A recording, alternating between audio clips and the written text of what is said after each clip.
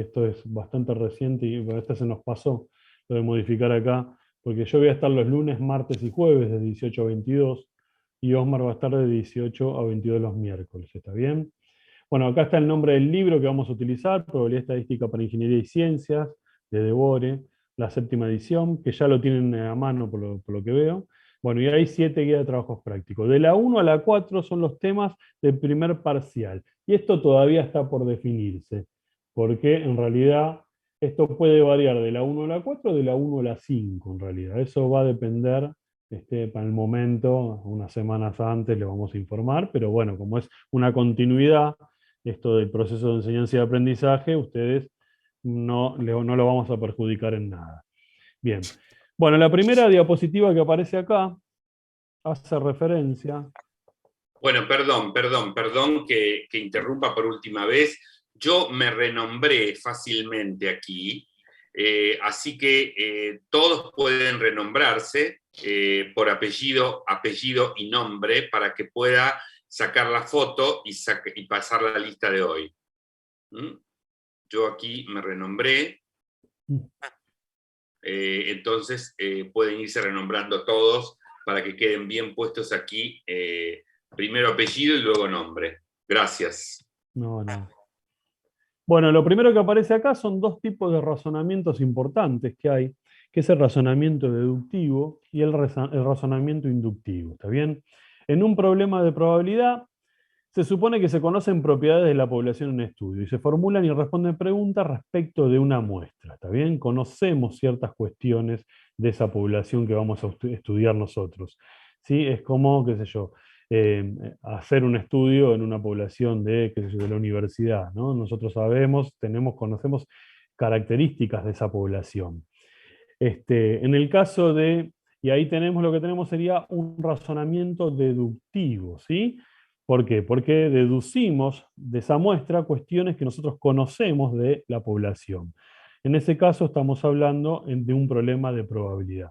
En el caso de un problema estadístico, el experimentador dispone de características de la muestra y desea sacar conclusiones con respecto a la población. Es decir, no conocemos cosas de la población, no conocemos parámetros que los consideramos importantes en la población. Hay muchos parámetros que se utilizan en las pruebas estadísticas, como parámetros que tienen que ver con medidas de centralización, de dispersión, ¿no?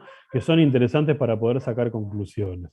Bueno, uno no tiene toda la información acerca de la población y lo que tiene que hacer realmente es un muestreo para poder obtener datos acerca de esa población. Eso es lo que nosotros conocemos como el razonamiento inductivo, ¿sí? Y eso se ocupa la estadística inferencial.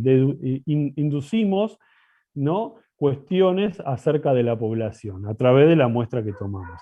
Bueno, el tema de obtener una muestra es una ciencia aparte, ¿no? Las muestras o las técnicas de muestreo son muy variadas y van cambiando a medida que la cosa va evolucionando, que las poblaciones se vuelven más complejas. El tema de muestreo, no cualquiera puede hacer un muestreo, hay que estudiar bastante para hacer un muestreo. La idea sería que esa muestra tenga una cosa que nosotros llamamos que sea representativa de la población, ¿está bien? Que nos dé, que esa información que nos brinda tenga que ver con datos muy cercanos a esa población, ¿no?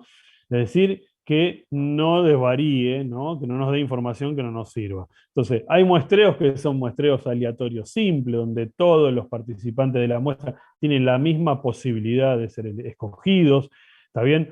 ¿Cómo podría ser un muestreo aleatorio simple? Yo agarro una muestra, ¿no?, que está numerada, de 1 a 100 y sorteo los números que voy a elegir de muestra. Tiro, qué sé yo, un bolillero con los números del 1 a 100 y saco una bolilla, me salió el 1, me salió el 3, me salió el 20 y esa va a ser mi muestra, ¿no? Todos tienen la misma posibilidad de ser escogidos de esa muestra, ¿no? Eso sería un muestreo aleatorio simple. Después hay muestreos que tienen que ver, muestreos estratificados, ¿no? Que se utilizan determinados extractos de la población y se toman de eso. Por ejemplo, si yo quisiera calcular una muestra, ¿no?, que quiero que ver el poder adquisitivo de la gente o los ingresos que toman, que tiene la población. Yo no me voy a ir a parar en la esquina de, qué sé yo, en una esquina de acá de Florencio Varela o de Solano y a partir de eso voy a deducir en la población, ¿no? Voy a tener diferencias si me paro en una esquina de Recoleta, en una esquina de, por ejemplo, de Florencio Varela, ¿no? por ahí los ingresos de esas poblaciones son diferentes. Entonces, hay que considerar muchos aspectos a la hora de realizar un muestreo, ¿no? Y a partir de ahí se decide qué tipo de muestreo se hace y se obtiene la muestra. Bueno, nosotros vamos a trabajar con muestras, ¿no? Pero no nos vamos a dedicar por ahora al muestreo. Bueno, en esta diapositiva aparece lo que es el R, ¿no? Es el programa, es un programa importantísimo que se utiliza en estadística. Bueno, acá dice que es el resultado del esfuerzo conjunto especialista de todo el mundo. Fue escrito inicialmente por Robert Gentleman y Ross Iacca, también conocidos como R y R, ¿no? Mejor, más fácil de conocerlos, ¿no? Bueno, la importancia de este programa es que es un software libre, ¿está bien? ¿Y por qué es importante que sea un software libre? Porque permite cargar y ampliar el panorama de los estudios que se hacen y tener a mano esos estudios, ¿no? Si ustedes cuando lo descarguen, si tienen después más adelante lo van a tener que descargar, van a ver que hay un montón de paquetes, más el libro El Devore, está cargado en el R. Entonces nosotros podemos trabajar y vamos a trabajar con muestras del R, ¿sí?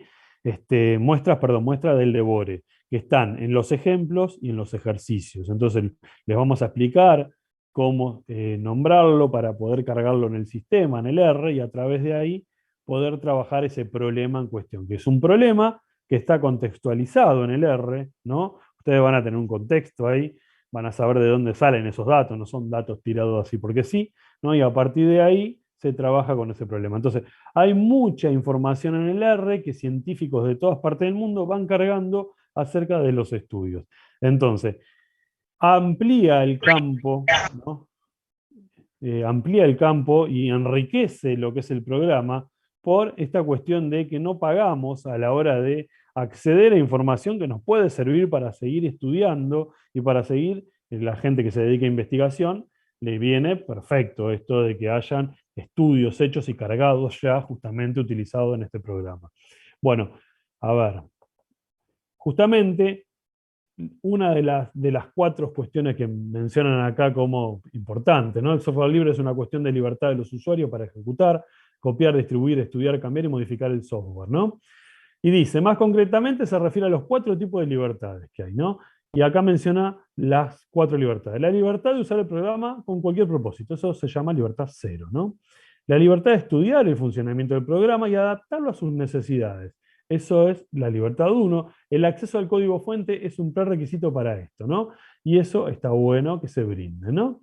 La libertad de distribuir copias para ayudar a los demás es la libertad 2. Y la libertad de mejorar el programa y de publicar las mejoras, de modo que toda la comunidad se beneficie, ¿no? Y esta quizás es una de las más importantes al nivel de estudio, ¿no? Que tenemos de lo que estábamos hablando del acceso a la información que nos brinda una herramienta poderosa como es esto, ¿no? Entonces, nosotros vamos a dar, digamos, ustedes no van a salir acá sabiendo a la perfección, porque yo mismo lo sigo aprendiendo y les soy sincero, por ahí Omar lo maneja mucho mejor que yo, pero van a saber cosas que son básicas y elementales, ¿no? Como para adentrarse en la utilización del programa, ¿no? Nos abre un poquito el panorama y nos muestra también las herramientas que tenemos disponibles. Vamos a utilizar también una aplicación para el primer parcial, por ejemplo. El R lo vamos a aprovechar mucho, si quieren ahora también se puede aprovechar en los parciales, porque se carga un programa que es el R Commander, donde aparecen todas las distribuciones, nos permite calcular probabilidades, pero nosotros vamos a utilizar un programa que se llama Probability Distribution, que está en una aplicación telefónica, ¿no? Entonces con esa aplicación también podemos calcular la información que necesitamos para poder resolver problemas, ¿sí? Así que eso después, si se lo pueden descargar, lo que tengan espacio, estaría bueno que lo tengan y lo puedan descargar en el teléfono. Bueno, con respecto a lo que aparece en esta diapositiva. Dice que la estadística nos enseña cómo tomar decisiones sobre información en presencia de incertidumbre y variación. Sin incertidumbre ni variación no necesitamos ni métodos estadísticos ni matemáticos.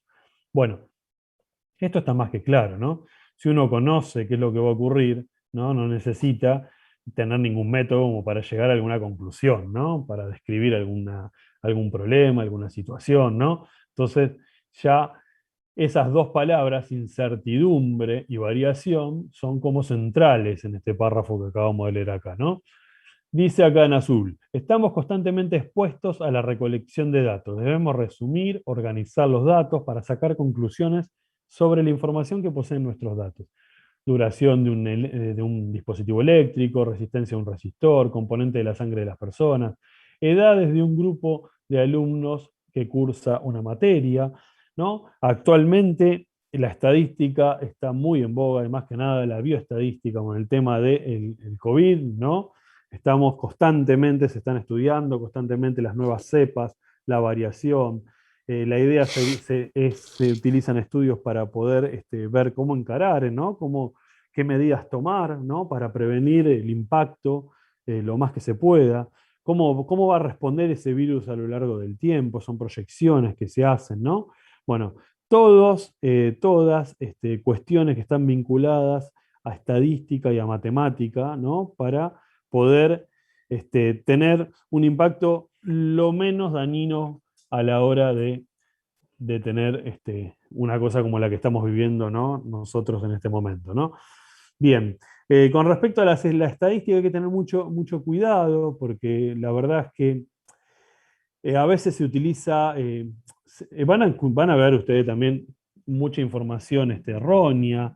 Hay que ver bien y hay que leer críticamente de dónde viene esa información, cuál es la fuente de información, cómo están presentados los gráficos estadísticos, porque hay veces que se intenta engañar a través de gráficos estadísticos cambiando las escalas. Entonces la lectura de una persona que puede agarrarlo y leerlo y está poco entrenada, perjudica, ¿no? Le da una visión o le da una información de entrada incorrecta, ¿no? Se queda con una imagen. Y eso es, la verdad, que estaría bueno que ustedes logren en este curso tener una visión crítica y una lectura crítica de los datos que ocurren. Hace poco había, no sé si ustedes saben, hay una asociación civil que se llama Luchemos por la Vida que hace muchas publicidades, ¿no? De accidentes de tránsito por la tele. Y bueno, en esta asociación publicaron unos informes acerca de la cantidad de accidentes, porcentaje de accidentes de tránsito que están vinculados al uso del teléfono celular, ¿no? Ya sea de peatones como de justamente conductores. Bueno, ¿y qué hacen? Una vez que publican esos datos, ¿no? ¿Cómo aumentó eso en realidad, ¿no? La cantidad de accidentes como motivo de la utilización imprudente del celular. Publican abajo con asterisco, la muestra fue obtenida en tal lugar de una población de 2000 en los días hábiles de 18 a 21. Eso es importantísimo, aunque a ustedes les parezca mentira. Eso casi nadie lo lee. ¿Cómo podemos tener un informe estadístico si no sabemos de dónde y cómo se hizo el muestreo? Entonces, ustedes van a tener que estar un poco entrenados para leer esas cuestiones, o por lo menos hacerse las preguntas acerca de dónde surgen los datos, cuál es la fuente de información, cómo se obtuvieron esos datos. Esas son preguntas claves, ¿está bien? A la hora de analizar cuestiones más que nada vinculadas a la estadística descriptiva, ¿no? Bueno, falta un minutito y volvemos a entrar. Así que esto se va a cortar en cualquier momento. Bueno, ¿me siguen hasta acá? ¿Se va entendiendo esto? Sí, se entiende. Bien. El ¿Y R profe? ¿Cómo me decían? que el R cualquiera puede subir datos. Eh, sí, lo que pasa que, bueno, yo nunca subí datos, así que eso... Osmar, ¿vos sabés eso? Se fue Osmar. Mm.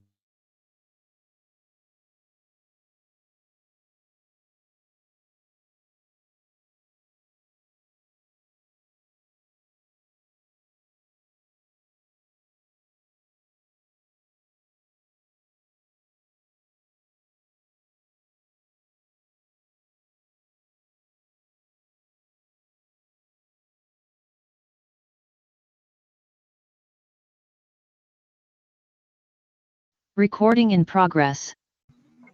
Bueno, esto es lo que ocurría, ¿eh? Que les dije que iba a pasar. Pero bueno, se entra rápido, ¿ven que se entra rápido?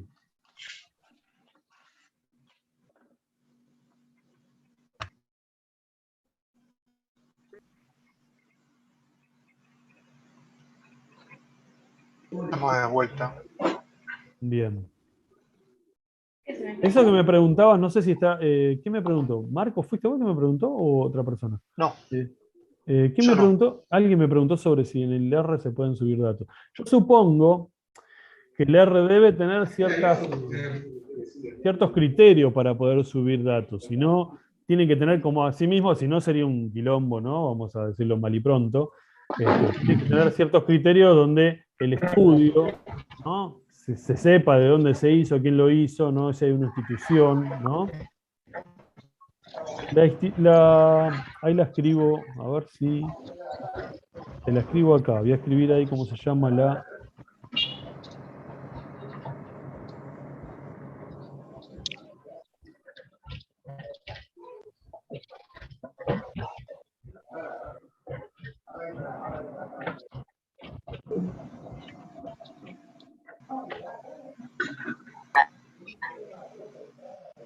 Ahí les puse el nombre en el chat de cómo se llama la aplicación, donde aparecen justamente todas las distribuciones que vamos a utilizar para poder calcular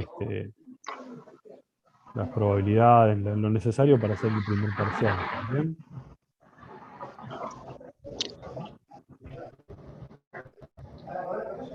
Bien, a ver si terminaron de entrar la mayoría. Calculo que sí. Bien, ya comparto lo que. Bueno, traten de silenciar los micrófonos. Y continuamos con esto.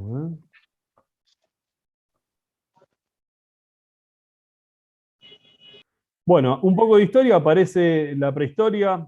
Miren lo viejo que es esto, ¿no? En 300 años antes de Cristo, el impulso surgió por el interés de los juegos de azar, ¿no? Ya había juegos de azar, ¿no? La idea sería a ver si hay alguna regla o alguna forma de poder ganar un poco más de lo que se vendía en ese momento ahí, ¿no? Entonces, imagínense que ese interés surge, pero no interesa de que surja, lo importante es que surgió, ¿no? Y a partir de ahí los intereses fueron cambiando, ¿no? Fueron viendo que esto se puede hacer con esto, ¿no? Como pasa con la ciencia, ¿no? Generalmente. Así se van complejizando los problemas cada vez más y surgen otras cosas, ¿no? Y se va abriendo el panorama, se va abriendo el campo de la utilización y se va mejorando la ciencia esa, ¿no? A medida que va pasando el tiempo. Bien, esto lo pueden leer después. Bueno, acá tenemos una diferencia entre fenómenos y experimentos. Hay dos cuestiones o dos términos interesantes que nosotros tenemos, que son fenómenos y experimentos. Un experimento es toda acción o procedimiento repetible indefinidas veces en condiciones similares, mediante las cuales se generan resultados. Un ejemplo, se tiene en un aula con alumnos, se selecciona uno al azar y se observa una característica de ese alumno. Bien, acá lo estaríamos medio estigmatizando, ¿no? Si hacemos esto, pero no sería prudente, ¿no? Pero y más en la escuela secundaria, no estaría bueno. Pero bueno, es un ejemplo, ¿no? De lo que sería un experimento. Y un fenómeno es, su ocurrencia no requiere de la intervención humana, ¿no? Dice acá, y puede ser observado solo si ocurre, ¿está bien? Bueno, en un puerto observo la cantidad de buques que arriban por día durante un mes. Entonces ahí tenemos una distinción entre estos dos conceptos, experimento y fenómeno. En uno requiere la intervención humana y en el otro no. Bien, dentro de los tipos de experimentos y fenómenos tenemos el determinístico, donde nosotros conocemos los resultados de lo que va a ocurrir. Si me pongo arriba de un puente y arrojo una piedra, yo ya sé que la piedra va a caer. Bueno, va a depender de la velocidad, si arrojo una piedra, si arrojo un papel, bueno, va a cambiar determinadas cuestiones, pero ya sé que eso va a ocurrir, que va a caer eso. Bueno, entonces, eso sería un experimento determinístico. No determinístico o aleatorio, que es a lo que nosotros le vamos a dar importancia, que no se puede predecir el resultado de una repetición, pero se conoce el conjunto de todos los resultados posibles, ¿sí? ¿Y cómo sale eso? Si se observa un gran número de veces, cada uno de los resultados aparece en una proporción definida, es decir, hay cierta regularidad de los resultados, ¿está bien? ¿Qué significa esto? Un experimento aleatorio en estadística, en probabilidad común, o más conocido, es el de arrojar una moneda, ¿no? Yo arrojo una moneda, y uno le pregunta, ¿qué probabilidad tenés de que salga cara? Y yo creo que todos me van a decir 0,5, ¿no? Por ahí el que no lo vio nunca, pero bueno, la mayoría por ahí vio un experimento sencillo, ¿no? Y me van a decir 0,5. Bueno, pero ese 0,5, ¿de dónde salió? ¿Cómo se determinó ese 0,5, no? Esa es la curiosidad, eso es hacerse pregunta todo el tiempo, ¿no?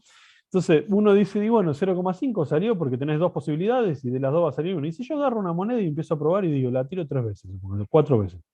Y salieron 3 caras. 3 veces me salen cara. De las 4 que tiré, 3 me salen cara. Yo puedo pensar que la probabilidad de que salga cara es 0,75, ¿no? No 0,5. Entonces, no saldría de ahí, ¿no? ¿Cuánto sería un número de veces? Porque ahí dice si se observa un gran número de veces. Ahora, ¿qué sucede cuando yo esa moneda la empiezo a tirar una vez, dos veces, tres veces, cuatro veces? La tiré 100 veces.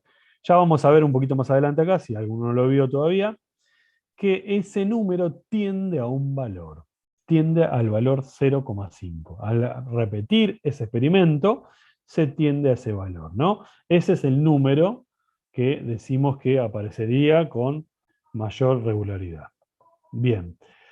Vamos a referirnos siempre a experimentos o fenómenos aleatorios, no determinísticos, ¿sí? Acá ya estamos abriendo por un camino. De los que vamos por el lado de experimentos aleatorios o fenómenos aleatorios, donde no podemos predecir qué es lo que va a ocurrir, pero sí podemos tener un conjunto de resultados.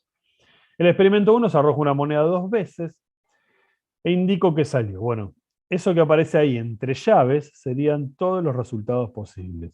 Cara a cara, cara seca, seca cara, seca seca. Esos son los 4 resultados posibles de arrojar una moneda 2 veces. En el experimento 2 dice arrojo una moneda 2 veces y registro el número de caras. Ahora lo que yo voy a contar son el número de caras de esas 2 veces que tiré la moneda. Puede ser que sea 0, porque las 2 veces me salieron seca. Una cara, que puede ser cara, seca, seca, cara, cualquiera de las dos. O las 2 caras. Las 2 me salieron cara. Entonces ahí ya estoy contando otra cosa, ¿ven? En el primero contaba y escribía qué es lo que sucede, lo que aparecía. Cara a cara, cara seca. Bueno, acá solo cuento caras. En el experimento 3, dice en una central telefónica, número de llamadas que entran en un periodo de tiempo. Puede ser que no entre ninguna, eso es 0, 1, 2, 3 y así sucesivamente. Puntito suspensivo, porque ese tiene resultados abiertos. Justamente coinciden con los números naturales. ¿Está bien? Muy bien. En el experimento 4 dice tiempo que tarda una determinada reacción química. Acá ya se distingue un poquito del anterior, porque ya no podemos decir el tiempo es 2.3, 2.4, 5,4. Ya hay que aclararlo y escribirlo de otra forma. Y noten que entre llaves estamos utilizando otra forma de escribir eso, ¿no? Eso sería en notación conjuntista, escribir por comprensión, ¿no? Y en la anterior era más por extensión, donde uno puede hacer detalle justamente de los resultados que aparecen. Acá sería por comprensión, que esté mayor o igual a 0. Bien, en ese caso porque es un tiempo, ¿no? ¿Y a qué se asigna eso? Y pueden ser justamente los reales positivos. El tiempo lo podemos hacer una analogía con los reales positivos. Bueno, en el experimento 5 dice, se comprueba el voltaje de las baterías que salen de una línea de ensamble para encontrar la primera batería con voltaje correcto. Para definir el espacio muestral, llamaremos, fíjense lo que me dice acá, para definir el espacio muestral, y ya agrega otra cosa, que también se distingue de los anteriores, ¿no? Necesitamos definir algo para poder darle un ente a ese espacio muestral, ¿no? Una definición, para poder mostrarlo, para poder mostrar de qué se trata ese espacio muestral. Entonces yo digo, E como el éxito, si el voltaje es el especificado en la fabricación. F, falla o fracaso, si el voltaje es distinto al especificado, ¿sí? Bien, entonces miren, en el primero que aparece la E, dicen la primera que obtengo es éxito, ¿no? Porque acá, miren cómo lo definen, se comprueba el voltaje de las baterías que salen de una línea de ensamble hasta encontrar la primera batería con voltaje correcto. Yo busco la primera que aparece con voltaje correcto. Bueno, en el primer resultado del espacio muestral apareció en el primer intento. En el segundo tenemos falla en el primero, éxito en el segundo, apareció en el segundo intento. En el tercer elemento de ese espacio muestral, el éxito aparece en el tercer intento. Falla, falla, éxito. Y así sucesivamente, ¿no? Voy a tener fallas en los primeros intentos y éxito en el último, que es el que yo tengo que contar. Bueno, para adelantarme un poquito más, así por ahí tenemos una memoria que en algún momento la recordamos, Es un tipo de distribución de estadística, este tipo de experimentos, ¿está bien? Esta se llama distribución geométrica en estadística, ya lo vamos a ver en detalle, ¿está bien? Pero tiene un nombre esto, a realizar un experimento hasta encontrar el primer éxito, ¿sí? Y se utiliza mucho, ¿eh? Bueno, a ver, sigo con esto. Bueno, y acá tenemos también ahora una clasificación, ¿sí? Tenemos definición, un conjunto de todos los resultados posibles de un experimento aleatorio se llama espacio muestral, ¿sí? Tipo de espacios muestrales son dos, discreto y continuo.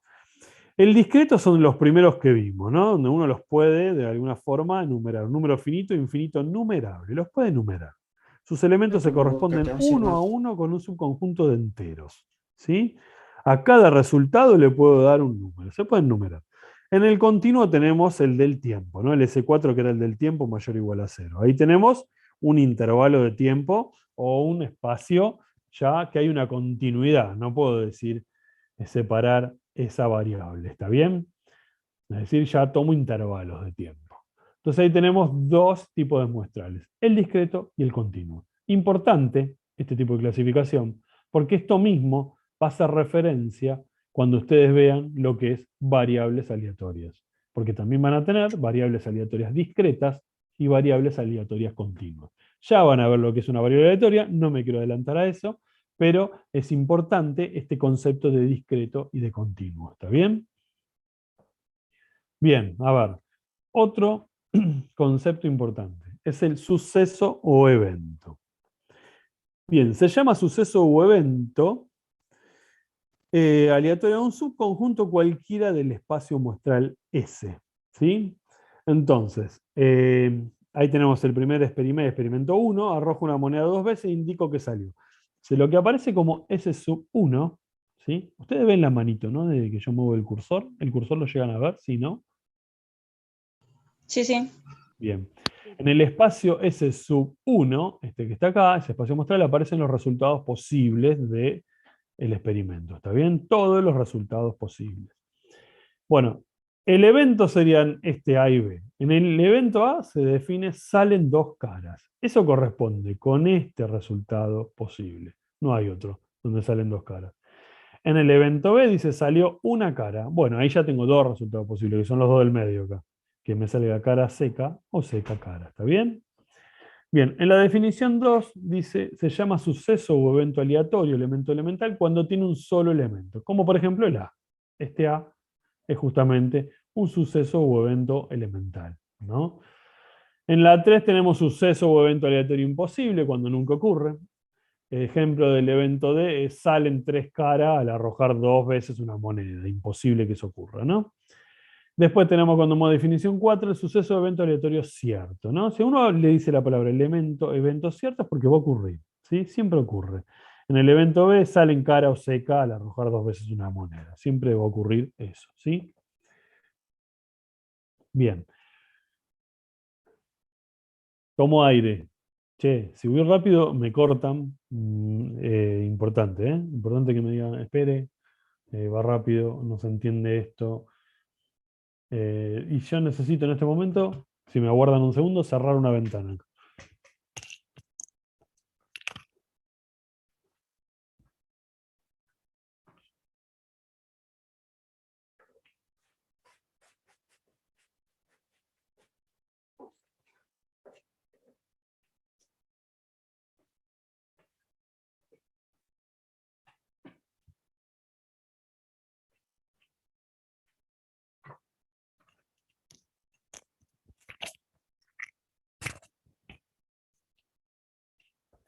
Acá estoy de vuelta.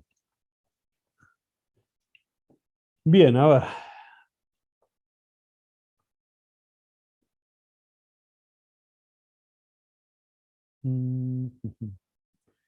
En la notación conjuntista tenemos, ¿por qué utilizamos notación conjuntista? Por un tema de simpleza, ¿no? De la matemática agarramos la parte de notación conjuntista, cuestión que a veces falla y falta, ¿no? Por ahí en la preparación previa de la matemática se olvidan estas cosas.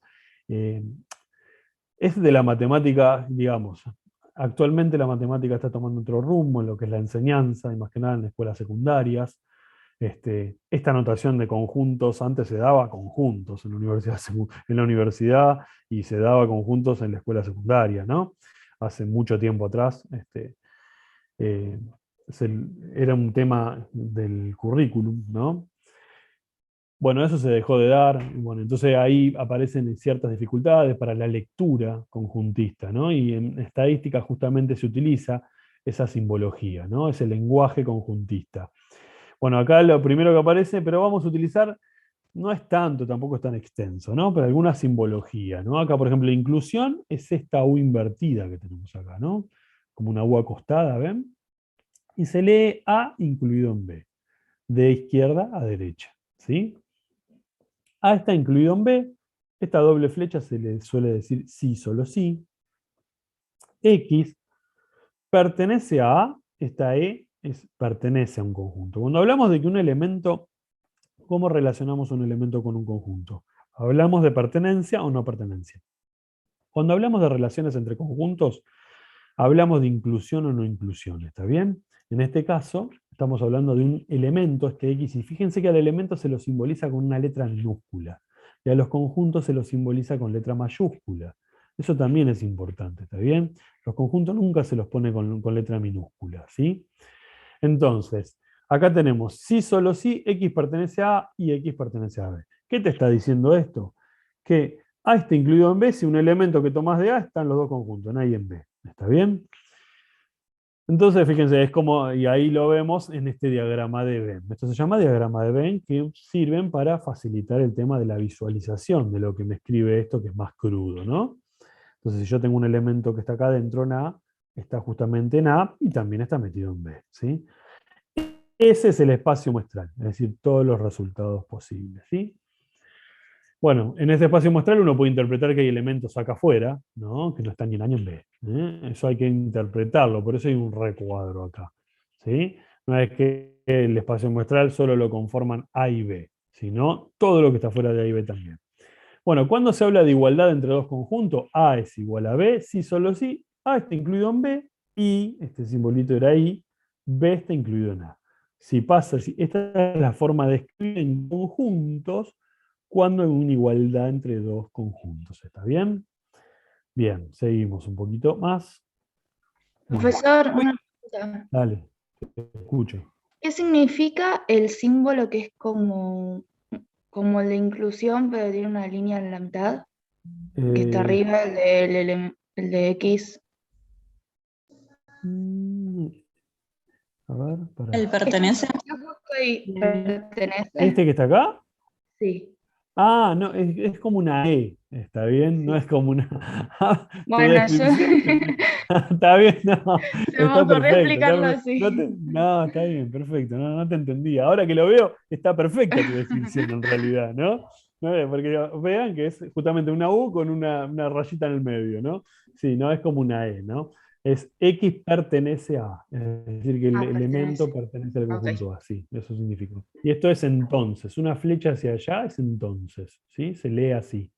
Una doble flecha es sí, solo sí. Es decir, yo puedo ir hacia allá o puedo ir hacia allá. Es decir, que si yo tengo que demostrar esto, yo aparto de la demostración, hay que demostrarlo en los dos sentidos. Voy de acá hacia allá y después tengo que ir de acá hacia allá. ¿Está bien? Es decir, partiendo de acá puedo llegar a esto y partiendo de acá puedo llegar a esto de este lado. Eso es una doble implicación en el lenguaje lógico, ¿no? Bueno, acá hablábamos de igualdad, paso a la otra importante que tenemos acá. Dice, dado el conjunto A, ocurre el evento A, perdón, dado el evento A o conjunto A, ocurre el evento A, y fíjense que A está incluido en el espacio muestral, me lo pone acá me describe, ¿no? Lo que está escribiendo acá, me describe esto, que A es justamente un subconjunto o un evento del espacio muestral, y ahí hace tres definiciones importantes, que son operaciones elementales entre eventos o conjuntos, ¿sí? Y estas sí son importantes, entenderlas y saber escribirlas, ¿no? Estas, más que nada, estas que tenemos acá, esta es la unión, A unión B. De este símbolo no nos podemos olvidar, porque intuitivamente parecería una U, que significa una unión. ¿Está bien? Este sí, por ahí nos podemos confundir, pero como tenemos unión e intersección, tampoco nos podemos confundir, así que todos los caminos conducen a Roma, a no equivocarse acá, ¿no? Si ya sé lo que es la unión, sé lo que es la intersección. Es una U invertida, ¿no? Entonces, tenemos como centrales la unión y la intersección. En la unión es X pertenece a A o X pertenece a B. Fíjense cómo lo define. Vamos a leer lo que dice acá en esta definición. Dice X verifica, dos puntos se lee, verifica, se lo suele leer también tal que, ¿no? El tal que también suele ser una rayita, así una rayita vocal, como una barrita en diagonal. ¿Está bien? Entonces a veces se puede utilizar una rayita acá en diagonal o los dos puntos. Entonces X verifica que X pertenece a A o X pertenece a B. ¿Sí? Entonces, o pertenece a un conjunto o pertenece al otro. Ya vamos a ver dónde están. Y eso, voy a la otra, es esto que está acá sombreado. ¿Ven? Está sombreado todo A, todo B. ¿Sí? Es decir, que el elemento puede estar acá o puede estar acá. Es un no inclusivo este, no es excluyente. ¿Está bien? Un no excluyente sería o está en A o está, si está en A no está en B. ¿No? Entonces, en este caso es inclusivo. Puede estar en uno o en el otro. Y con eso lo cuento ese elemento. ¿Sí? Es decir, ¿por qué me va a servir esto? Cuando vea conteo de determinados conjuntos, voy a tener que ver si lo cuento o no lo cuento. Si está en A, lo cuento en una unión. Si está en B, también lo cuento. Si está en la intersección de los dos, también lo cuento porque están los dos. ¿Está bien?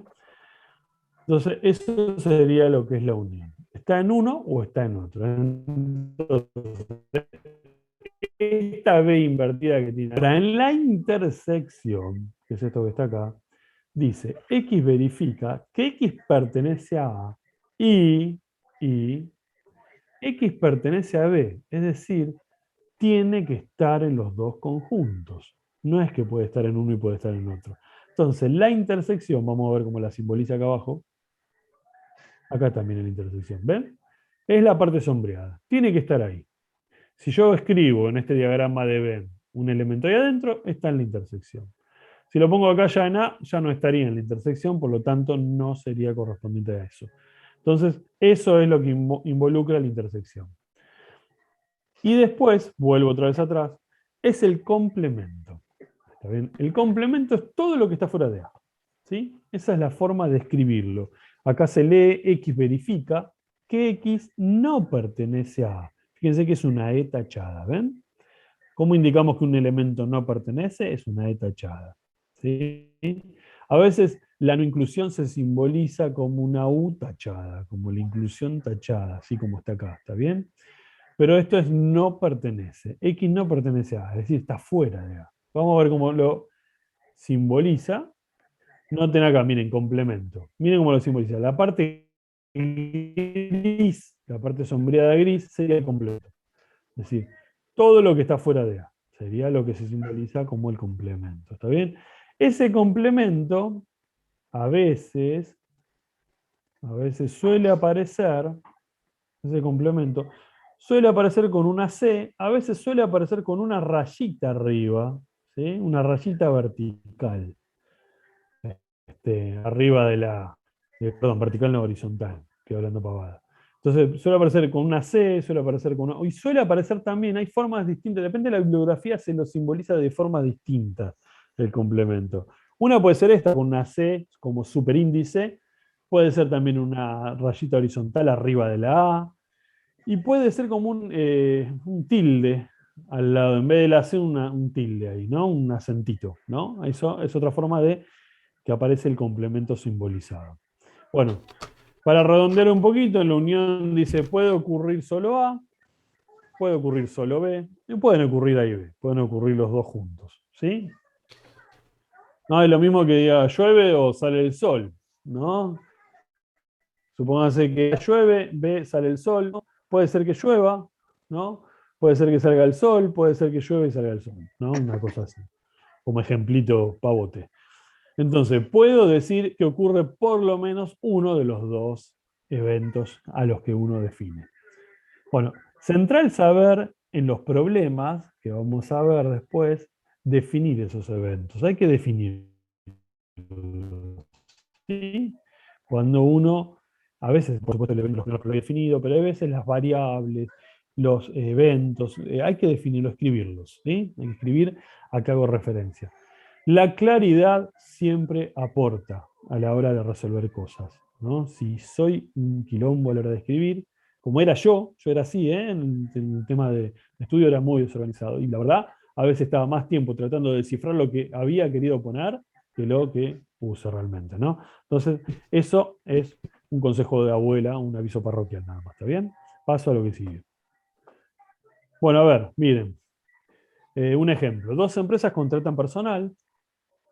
Supongamos A, conjunto de personas contratadas por la empresa A, y B, conjunto de personas contratadas por la empresa B. Expresar en términos de A y B los eventos. Personas contratadas solos por la empresa B, ¿no?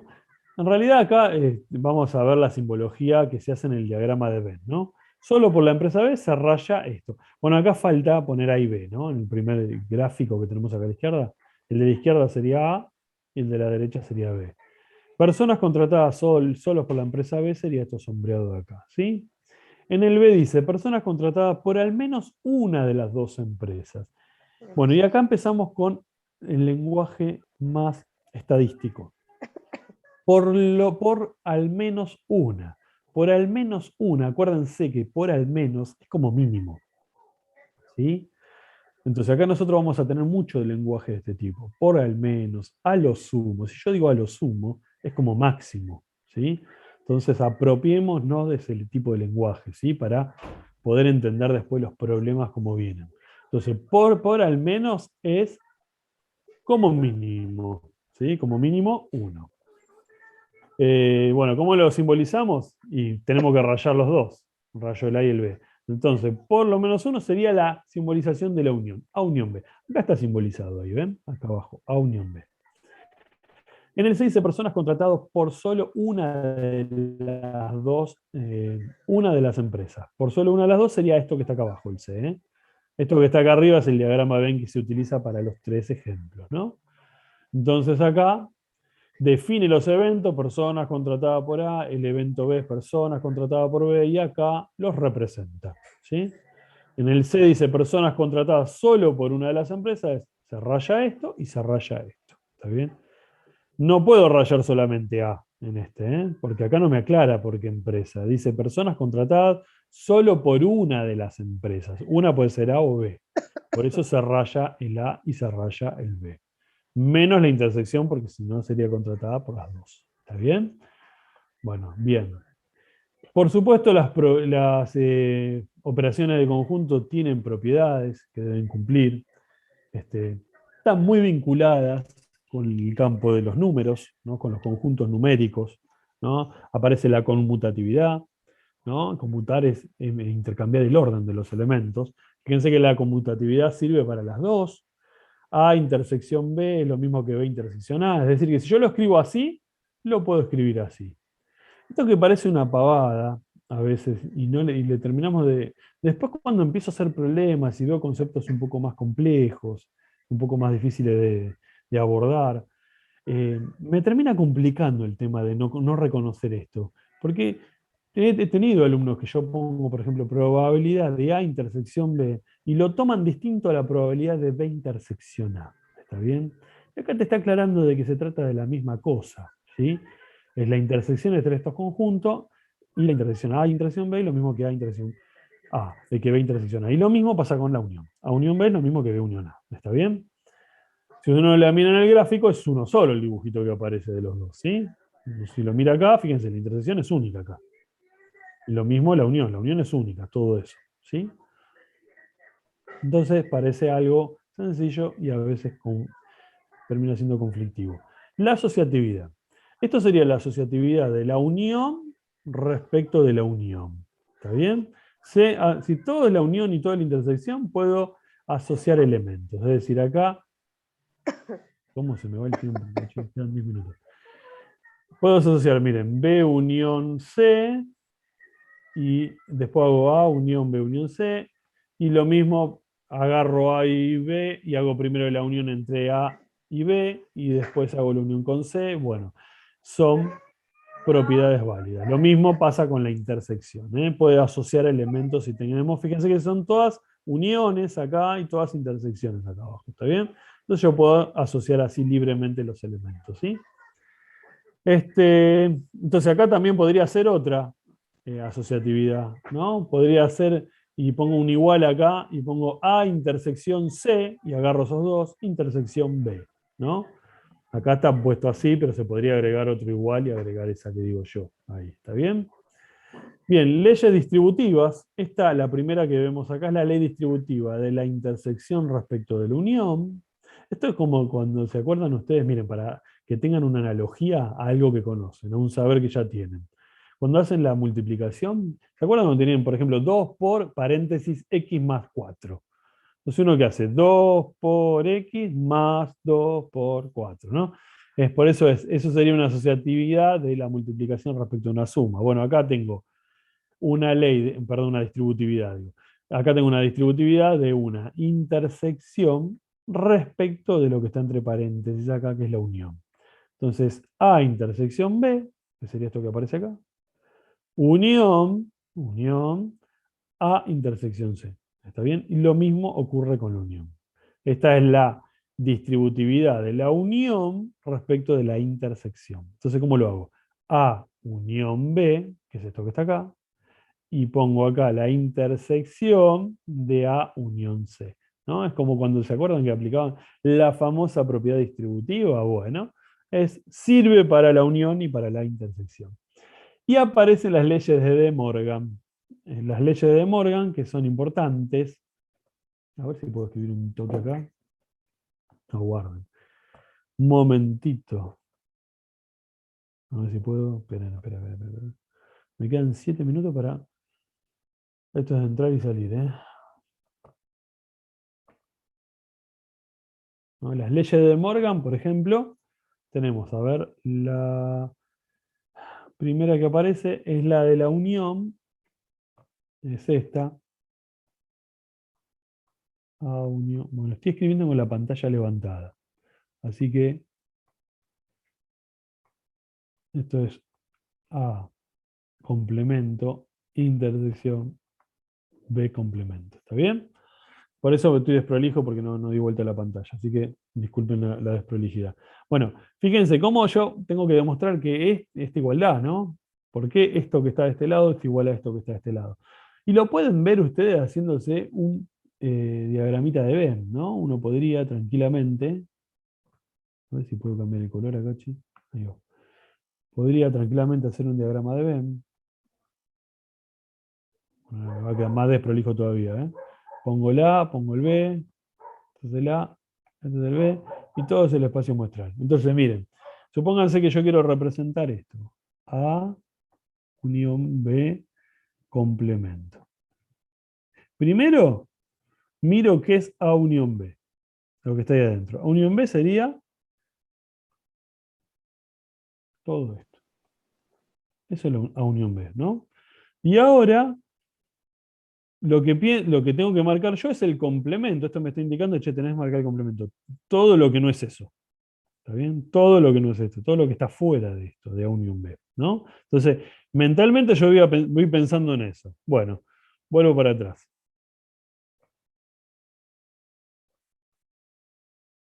Entonces, si yo tengo que marcar todo lo que no está en A unión B, sería todo lo que está fuera, es decir, esto. Eso sería el complemento.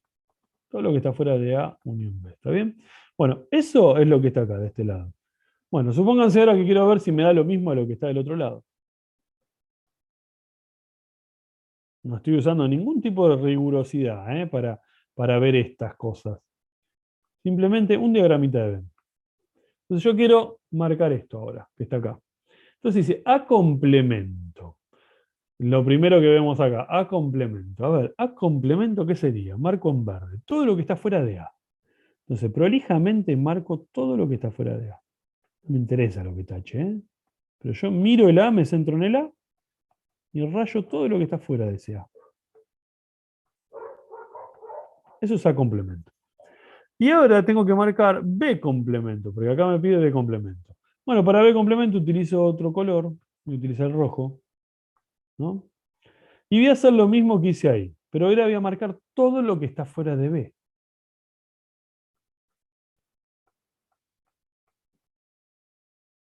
¿No? Todo lo que está fuera de B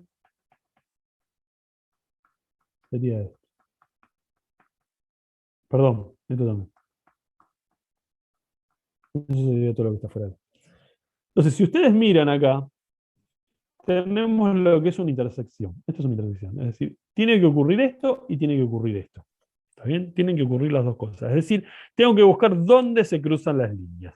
¿Y dónde se cruzan las líneas? Y en todo lo que está fuera de A y B. Fíjense que acá adentro y acá adentro solo hay un color rayado, ¿no? Acá está el rojo y acá está solo el verde ahí adentro. Pero afuera se cortan las líneas. Eso me indica la intersección.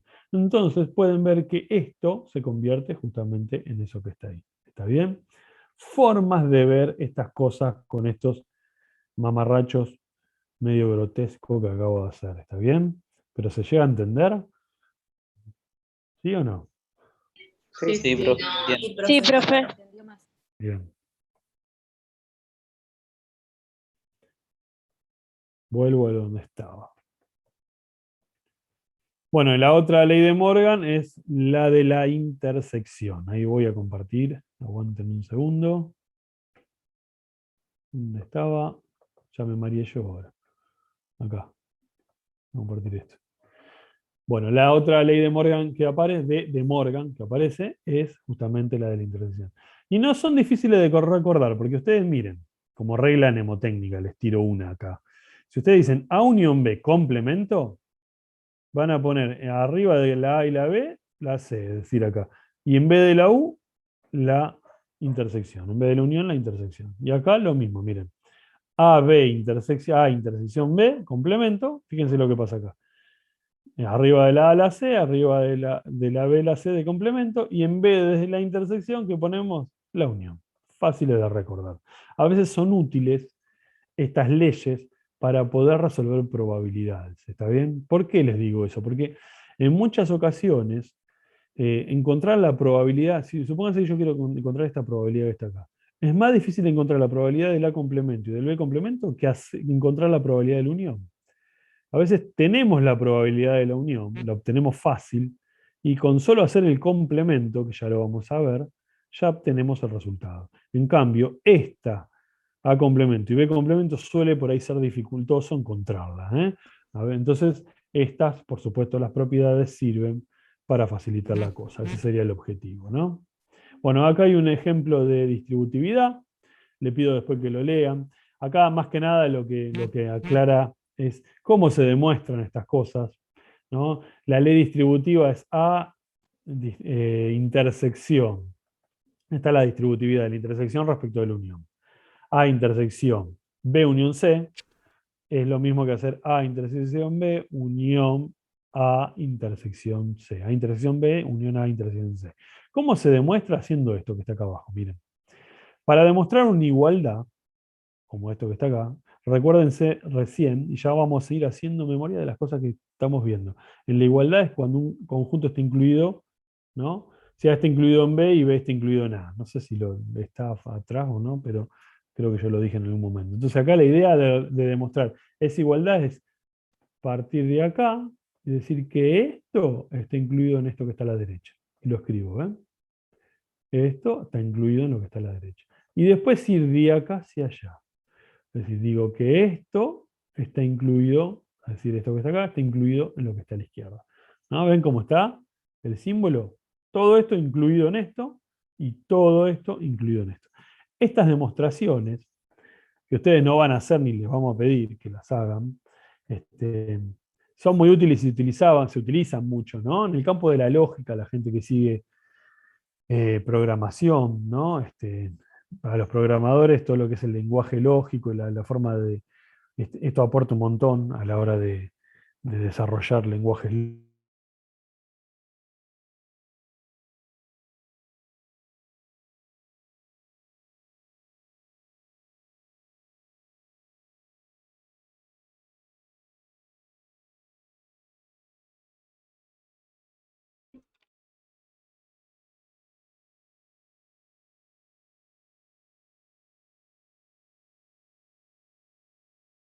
Recording in molesto progress. esto, no se enojen.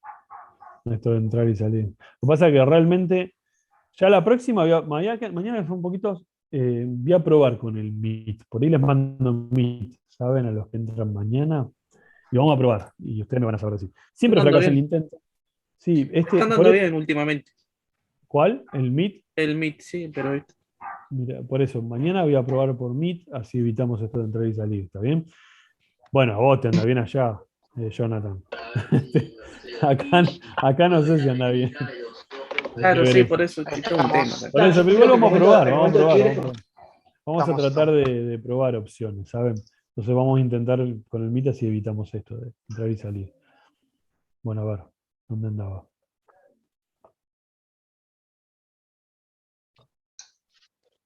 Acá. Che, yo quiero achicar esto. Están viendo lo que estoy compartiendo, ¿no? Sí. Dice que estoy compartiendo. A veces me dice que está compartiendo y no me comparte nada. Ojo con eso. Recién ahora me dice, ahora los participantes son operación. Bien. Bueno, a ver, definición 5. Continuamos un poquito más, así avanzamos. Dice, dos eventos o conjuntos A y B son disjuntos. Otra palabra nuevita que por ahí no usamos mucho, ¿no? En nuestro vocabulario, disjuntos. Dice, si A intersección B es igual a vacío. Ese símbolo que ven ahí, que es como un cerito tachado, este que está acá, es el conjunto vacío. En la terminología de conjuntos, es el conjunto que no tiene elementos. ¿Está bien? Eso sería justamente el conjunto vacío, ¿sí? Entonces, se dice entonces que los eventos A y B son mutuamente excluyentes, si eso ocurre. Es decir, que la intersección de esos dos conjuntos no tiene elementos en común, no tiene elementos, es vacía. No tienen elemento en común. Hablando en el lenguaje ordinario, son dos conjuntos que no tienen elemento, no comparten nada. ¿Está bien? Entonces, cuando pasa eso, decimos que esos conjuntos son mutuamente excluyentes. ¿Está bien? Como el día y la noche. ¿Sí? Es eso justamente. Entonces, ocurre una cosa, ocurre otra. Si ocurre una, no ocurre la otra. ¿Está bien? Hay muchos ejemplos de esto, ¿sí? Entonces, en el ejemplo dice, de una producción de automóviles se extrae un automóvil al azar, perdón, sean los eventos R, el automóvil extraído es rojo, A, el automóvil extraído es azul, ¿no? La ocurrencia de R excluye la posibilidad de ocurrencia de A, ¿no? Por lo tanto, los eventos son mutuamente excluyentes. No pueden darse al mismo tiempo. Supónganse, hagamos la aclaración de que no fabrican autos rojos y azules, ¿no? Bueno, acá en algunos problemas hay que hacer ciertas aclaraciones. Podría ocurrir, ¿no? Entonces, una fábrica hace dos tipos de autos con dos colores distintos nada más, ¿no? Habría que ponerle eso como para que se piense, ¿no? Que esto ocurre, ¿no? Entonces dice, son eventos mutuamente excluyentes. La intersección de los conjuntos es vacío. Es decir, que A intersección B es vacío. Entonces decimos que es mutuamente excluyente. Este es quizás uno de los conceptos interesantes y más importantes que vamos a ver y que vamos a replicar ahora en lo que sigue. ¿Está bien? Está y aparece en lo que son las definiciones también de probabilidad. Entonces, definición 6. Dice, los conjuntos A sub 1, A sub 2, A sub 3 son conjuntos tomados de a pares. Es decir, lo tomo el A1 con el A3, el A1 con el A7, el A1 con el A20. Los tomo y miro si tienen elemento en común. Ninguno tiene elemento en común. Si eso ocurre, me lo explica así, como está acá. A sub I intersección A sub J, I y J son distintos, me lo aclara acá, quiere decir que son de distintos conjuntos. Es vacío. Si los conjuntos A sub 1, A sub 2, A sub 3, puntitos suspensivos son disjuntos tomados de a pares, la unión de esos conjuntos, partiendo del primero, de I igual a 1, es el espacio muestral. ¿Sí? A esto es lo que se llama y lo que denominamos partición del espacio muestral. Cuando a ustedes le dicen hagan una partición del espacio muestral, los elementos no pueden estar en dos justamente subconjuntos de los que se toman. ¿Está bien? Y queda muy claro y muy gráfico hacer un rectángulo partido en partes así. ¿Está bien? Puede ser un círculo y tomo sectores, ¿no? Los diferentes sectores. Y es exactamente lo mismo. Es decir, que uno lo interpreta y lo ve así. Todos esos subconjuntos conforman el espacio muestral, que es el espacio de todos los resultados del experimento. ¿Está bien? Y toda esa unión, justamente a esto es lo que llamamos partición de ese espacio muestral. Bien. Probabilidad de un suceso o evento. Y llegamos a las definiciones de probabilidad. La probabilidad de un suceso o evento aleatorio dice, dado un experimento aleatorio E en un espacio muestral S y sea A un suceso o evento aleatorio, todo eso es necesario aclararlo, ¿no? Hay que decir que si es un experimento aleatorio, porque vimos que hay experimentos que no son aleatorios también, hay un espacio muestral asociado donde tenemos los resultados, y sea un suceso o evento aleatorio, de esos sucesos o eventos que uno puede definir. Me aclara que A está incluido en el espacio muestral, ¿no? Toda esa rigurosidad es interesante que la entendamos en términos de lo que venimos viendo, ¿sí? Queremos calcular un número llamado P de A. P, así se los enuncio como enunciamos las funciones. ¿Se acuerdan de f de x? Bueno, acá también, P de A, es esto que está acá. ¿Qué es la probabilidad de ocurrencia del suceso A? Probabilidad de que ocurra A, ¿sí? Eso es lo que vamos a definir. Para eso ocurren, a lo largo de la historia fueron cambiando, distintas formas de enunciar la probabilidad. Hasta que vamos a acudir a la última forma, que sería la 3, que es la definición axiomática, que es la que utilizamos y la que utiliza el libro, la que nosotros vamos a utilizar. Pero bueno, la primera, esta no quiere decir que no la vaya a utilizar, lo que pasa es que tienen ciertas limitaciones, algunas de las definiciones para ciertos experimentos. Como todo en la ciencia, cuando empieza a funcionar algo, sirve para algo y nos damos cuenta después de mucho tiempo de utilización que hay cosas para las que no sirve. ¿Está bien? Hay muchos ejemplos en la ciencia y en la matemática de cosas que se utilizaron durante años, ¿no? Y después se dejaron de utilizar porque le encontraron las limitaciones y encontraron otra cosa que lo superó. Y puede sortear esas limitaciones que aparecen. ¿Está bien? Aparece una fórmula que era de la falsa posición que se utilizó durante 300 años. Y le estoy hablando que no se usa una semana, 2 semanas. Se utilizaron durante 300 años. Hasta que dicen, no, che, ¿esto por qué? Bueno, así mismo, cosas que utilizamos ahora, quizás el día de mañana se reformulen. Hay que ser abierto en la ciencia porque esto va cambiando plenamente. Ahora por ahí nos sirven esas cosas, ¿no? Y es el cuerpo científico que tenemos, ¿no? Bueno, en la definición de probabilidad de la teoría de Laplace, la clásica, acá lo tenemos a don Laplace con toda su facha, ¿no? Tira facha don Simón, con esas cosas, ese ropaje que usaban y todo eso. Bueno, hizo grandes aportes este hombre, ¿no? A la teoría clásica, ¿no? Y dentro de eso aparece justamente esta definición. ¿Qué dice? Dado un experimento o fenómeno aleatorio con espacio muestral asociado S finito, ya ahí te pone una limitación, el espacio muestral es finito, no es infinito, ¿no? Y un evento A, este espacio muestral se llama probabilidad de que ocurra el suceso A al cociente entre el número de puntos muestrales A, resultados favorables, y el total de puntos muestrales. Eso de puntos es de el número de la cantidad de resultados favorables, es lo que están viendo acá entre paréntesis, ¿está bien? Número de veces que ocurre A, ¿está bien? Y el total de puntos muestrales, la cantidad total de resultados posibles, ¿está bien? Esa es la división que nosotros, el cociente que nosotros conocemos, siempre que todos sean equiprobables. Y por eso está simbolizado en rojo esto.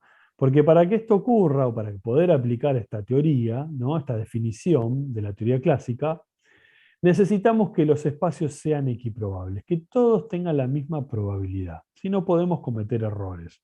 ¿Está bien? Entonces en eso se basa la teoría clásica. Entonces, número, acá es el numeral, significa cantidad. ¿Ven? Que acá se lo traduce. Numeral de A, cantidad de elementos de A dividido la cantidad de elementos del espacio muestral. Números de elementos de A dividido números de elementos del espacio muestral. Dice, supongamos que tengo una urna con 2 bolillas rojas y 3 bolillas negras. Y yo lo defino así, miren. Como son poquitas, defino roja 1, las marco. Roja 2, negra 1, negra 2, negra 3. Las escribo, ¿no? ¿Cuál es la probabilidad de seleccionar una bolilla al azar? Y todas tienen la misma posibilidad de ser elegidas, y las simbolicé como de esta forma, ¿no? Entonces todas tienen 1/5 de ser escogidas. ¿Está bien? Por ejemplo, la R1 tiene una de 5, ¿no? La R2 también tiene una de 5. Son 5 resultados posibles, entonces ocurre eso. Ese sería el número este que nosotros llamamos, está como F acá, probabilidad de la teoría clásica, ¿no? ¿Cuál es la probabilidad de seleccionar una bolilla roja? Defino el evento A de esa forma. Entonces acá dice, en S1 todos los elementos son igualmente probables, como acabamos de decir recién. Ahora, y si lo defino de esta forma, miren qué pasa acá, S2, roja y negra, ¿no? Descuidando la cantidad de los que están adentro, ¿no? Si yo calculo la probabilidad acá, diría, bueno, la probabilidad del rojo es 0,5, porque en esa urna hay bolilla roja y negra. Entonces, la probabilidad de roja es 0,5, porque sacar roja es, cuento acá del espacio muestral, una de 2. Una, caso de éxito, de 2, cantidad de resultados posibles. Lo mismo con la negra. Una de 2, 0,5. Todos los elementos no son igualmente probables, ¿no? En este caso, estaría como cometiendo un error ahí, ¿no? Entonces ahí tengo una limitación, ¿no? Fíjense que tengo 2 resultados posibles acá, ¿no? Mirando esto, enunciar justamente el espacio muestral, ¿no? Bueno, a posteriori aparece otra definición, que es la definición de probabilidad frecuentista, ¿sí? Es una forma, y esta es la que hablamos de arrojar la moneda cuando empezamos a hablar, ¿no? De hoy. Una forma intuitiva de encontrar la probabilidad de un cierto evento es repetir el experimento n veces, ¿sí? Si denotamos FA, el número de veces que ocurre A en las n repeticiones, llamamos la frecuencia relativa de A a las n repeticiones. Y el que hizo en algún momento tablas en la escuela secundaria o le hicieron hacer datos, saben lo que es la frecuencia relativa, ¿no? Es esto justamente, contamos. FA vendría a ser la frecuencia absoluta, ¿no? La cantidad de veces que ocurre A. Y n es el número total de resultados posibles, ¿no? Entonces, eso es la frecuencia relativa. Bueno, cuando se hacían tablas de frecuencia, ¿no? En la secundaria, que uno cuenta datos y va tachando, hace primero el conteo, pone, bueno, qué sé yo, el número 4 apareció 7 veces, le ponía el 7, ¿no? Y bueno, son 10 en total, 10 datos. Entonces 7 de 10, esa sería la frecuencia relativa, ¿no? Y la suma de todas esas frecuencias relativas, al final en esa tabla de frecuencia, me debía dar 1, ¿no? El que lo hizo en algún momento, quizás de los que estamos presentes en este momento, alguno lo hizo en algún momento. Y esa tabla no me daba 1 al final y me quería matar porque había contado mal. ¿Está bien? Entonces tenía que volver a contar otra vez, ¿no? En cuál me había olvidado, ¿no? En cuál estaba mal, ¿no? Bueno, miren qué tortura que había a veces, ¿no? La matemática, o sea, hacía tablas extensas, ojo. No es que uno la hacía en 2 segundos, lo hacía con un programa, ¿no? Eran tablas extensas. Uno estaba con los palitos, ¿no? Y lo quería tirar todo eso ya después. Pero bueno, eso sería lo que es una frecuencia relativa. Bueno, pero acá lo importante es que nosotros veamos el concepto, este que aparece acá, que cuando n tiende a infinito, es decir, cuando el número de repeticiones, ¿no?, que se hacen tiende a infinito, ese número, que es f de r, este que está acá, tiende a estabilizarse alrededor de un valor al que llamamos probabilidad de A. Es lo que le dije de tirar la moneda. Si yo la tiro 3 veces, y supónganse que el evento A acá es contar la cantidad de caras. Contar si sale cara. ¿Está bien? Es decir, entonces tiro la moneda una vez, tiro la moneda, la tiré 4 veces, y en 3 veces salió cara. Entonces yo puedo decir 3 de 4. 3 cuartos sería el número, ¿no? Esa sería la FR acá. Sería 3 de 4 veces, ¿sí? Entonces voy aumentando este número. Ese 4 veces ahora lo llevo a 10, ¿no? Y así sucesivamente. Es decir, cuando Sn tiende a infinito, ese valor frecuentista de la frecuencia relativa tiende a este número. En este caso, de ahí viene el 0,5, ¿no? En el ejemplo de las monedas, ¿no? Entonces, acá tenemos un ejemplo de cuál es la probabilidad de que un bebé nazca varón, si hay 100.000 habitantes y en este año nacieron 56.782 varones. Bueno, ahí le pone la frecuencia, ¿no? Como se establece, número posible, cantidad de varones que nacieron sobre el total de la población. Y le da 0,56. Cuando n, este número que está acá abajo, tiende a infinito, esa frecuencia tiende a estabilizarse al valor simbólico 0,5, ¿no? En realidad no, depende de las poblaciones, los lugares, tomémoslo esto entre comillas, ¿no? Como está acá, las poblaciones, por ahí hay más mujeres que varones, depende de las poblaciones, ¿no? Entonces, nunca tomen un ejemplo de este tipo, sino es para aprender el concepto más que eso no, ¿eh? Entonces, veamos una simulación del experimento. Y esto, ven, acá tenemos número de lanzamientos del tema de contar caras, ¿no? 10 lanzamientos, salen 6 caras. Miren la frecuencia relativa de caras. Como se obtiene haciendo 6 dividido 10, 0,6. Y aparece también la frecuencia de secas, frecuencia relativa de secas. 4 dividido 10, 0,4. Miren lo que va pasando al aumentar el número de lanzamientos, ¿no? Al aumentar el número de lanzamientos, lo que va ocurriendo es que esos números se van acercando, estos de las frecuencias, ¿ven? Cómo van polulando, van así, suben y bajan, ¿no? Es decir, entre el 0,49, 0,52 y bajan y suben, van La última letra es haciendo un cargador de juego Android que entre está ese número, ¿no? arriba Hasta que cada vez más se tienden a acercar. Tienen una tendencia de acercamiento canasto. al 0,5, ¿está bien? Y ahí lo vemos en un gráfico, ¿no? A medida que aumentan, este gráfico se le hace a medida que aumenta la cantidad de números de eso, los puntitos se van a ir acercando cada vez más al 0,5, ¿sí? Bien. Probabilidad subjetiva o grado de creencia. Y dice acá, ¿cuál es la probabilidad de que gane River el domingo? Para mí, y ojalá que ninguna, pero eso es una cuestión personal mía, ¿está bien? Pero más allá, que no se sientan mal las hinchas y los hinchas de River, ¿eh? ¿Cuál es la probabilidad de que el país A le gane al país B la guerra, ¿no? Bueno, ¿cuál es la probabilidad de que un auto A le gane al auto B en la carrera? ¿Cuál es la probabilidad de que el caballo A le gane al caballo B a la carrera? Estas preguntas, hay gente que las estudia, ¿no? Son probabilidades subjetivas, y hasta tratan de establecer algún tipo de metodología, ¿no? Pero en definitiva, dice acá, miren, para contestar estas preguntas existen factores a tener en cuenta que no resultan cuantificables, ¿no? Entonces a partir de ahí nos alejamos un poco de esto, por lo tanto no podemos cuantificar. No las trataremos en este curso, ¿no? No vamos a ver esto porque esto ya se escapa un poquito de la ciencia, ¿no? De la estadística. Y bueno, pero más allá de eso, hay estudios y hay cosas respetables acerca de este tipo de probabilidad, ¿eh? Nosotros no vamos a trabajar con ellos. Bueno, y aparecen acá dos personajes importantes en la historia de la bioestadística. Ambos, Pearson y Fisher, se dedicaron al estudio de la estadística. Son los dos nacidos en Londres, ¿no? Utilizaron métodos estadísticos, más que nada vinculados a la biología, ¿no?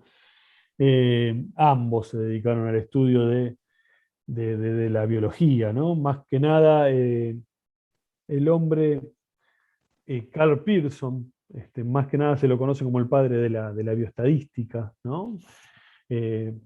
Trabajaron, por ejemplo, Fisher trabajó mucho con el tema de la teoría de Darwin, hizo la nueva síntesis del darwinismo, perdón, para establecer eso. Cosas que yo no conozco mucho, la verdad, así que yo no me puedo meter en esa ciencia, pero son hombres que utilizaron métodos estadísticos, fueron precursores de la utilización de pruebas. Fisher utiliza la prueba, una de las pruebas más conocidas, la prueba exacta de Fisher. Es uno de los que veló por el tema de la prueba de la hipótesis nula, ¿no? Es el fundador de la hipótesis nula, ¿no? Entonces utilizan métodos que son actuales y muchos de los métodos que ellos utilizaron se siguen utilizando. Son dos personas que eran biólogos y se dedicaron justamente al estudio de la estadística y aportaron mucho a la estadística y a la biología, a ambas ramas, ¿está bien? A ambas ciencias. Entonces por eso aparecen como dos personajes, dos personas importantes en este estudio. Después tenemos Andrei Nikolaevich Kolmogorov. No me lo digan que lo diga más rápido porque no me va a salir. Por supuesto, un ruso muy importante, como muchos rusos en el campo de las ciencias. Este ruso justamente nos aporta la tercera de las definiciones, que es la definición axiomática de la probabilidad, que es la que nosotros vamos a utilizar. ¿Está bien? En nosotros y toda la bibliografía que vamos a utilizar justamente se fundamenta y se apoya en la definición axiomática de Kolmogorov. ¿Está bien? Fue publicado en Fundamento de la Teoría de la Probabilidad, en 1933, es una persona un poco más contemporánea, ¿no? Bueno, fíjense que murió en el 87, el matemático ruso este. Bueno, y la definición axiomática de la probabilidad es la que sigue. Un axioma, ustedes saben que es como una verdad, que no tiene demostración, sino como que se asume verdadero. Eso que está ahí, el axioma 1, el axioma 2 y 3, que ustedes ven en azul. Y dice la definición axiomática lo siguiente. Supone la existencia de una función de probabilidad P de algo, ¿no?, que asigna un número real a cada suceso A. Está bien definido dentro de un espacio muestral S, de modo tal que el número asignado satisface los siguientes tres axiomas. Y ahí aclara, afirmaciones que no se demuestran, son axiomas. El primer axioma de Kolmogorov es que la probabilidad de ese evento es mayor o igual a 0. Para todo evento A del espacio muestral S, ¿no?, ocurre eso. El axioma 2 dice que la probabilidad del espacio muestral, es decir, la probabilidad de S, es igual a 1. Es decir, que si yo obtengo un espacio muestral y a cada elemento de ese espacio muestral le asigno una probabilidad, cuando yo sumo todas esas probabilidades, me tiene que dar 1. ¿Está bien? Principal cuestión para establecer cuando veamos variables aleatorias discretas, para ver si una tabla de probabilidades que estamos haciendo está bien y es correcta. ¿Está bien? Entonces ahí también nos vamos a basar en este axioma de Kolmogorov. ¿Está bien? Que se utilizan, por supuesto, para hacer demostraciones, como la que van a estar a continuación. En el axioma 3, me aparece lo que es justamente algo de lo que estuvimos viendo, que son eventos mutuamente excluyentes. Si A1, A2, A3 son eventos mutuamente excluyentes, lo que dice este axioma es que la probabilidad de la unión, como ustedes pueden ver acá, de esos eventos es igual a la suma de las probabilidades de cada uno de ellos. Es decir, sumo la probabilidad de A1, sumo la probabilidad de A2, sumo la probabilidad de 3, ¿está bien? Entonces, tenemos una partición acá, ¿eh? En el axioma 3 yo lo que tengo es una partición. Si A1, A2, A3 son eventos mutuamente excluyentes, tomados de A2, debería decir acá, ¿no? Esto es una partición del espacio muestral.